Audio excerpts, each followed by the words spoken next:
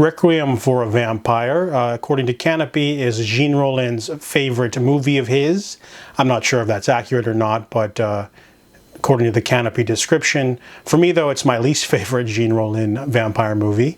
Apparently, a producer made him add in a lot of erotic scenes. That's why the movie is dreamy and ethereal like his normal films, but then also has a lot of scenes of sadistic sexual abuse. So the movie begins with an action sequence with two girls. They are dressed as clowns, and they are shooting at a pursuer, and their driver gets hit. So they have to ditch him and try to escape.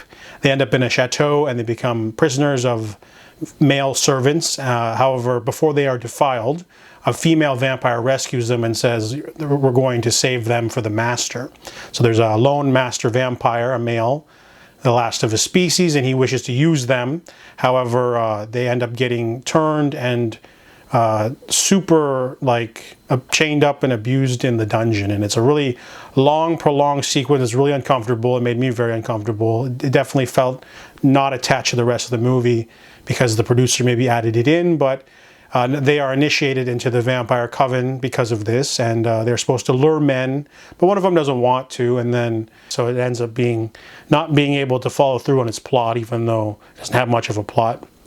But it's a Taxi Driver situation because Paul Schrader supposedly wrote Taxi Driver in 2 days, and Jean Rollin wrote this one in 2 days, but it definitely feels like it because it doesn't have much of a plot, to be honest, after the first half. So, didn't dig this one, so I give Requiem for a Vampire a 5 out of 10.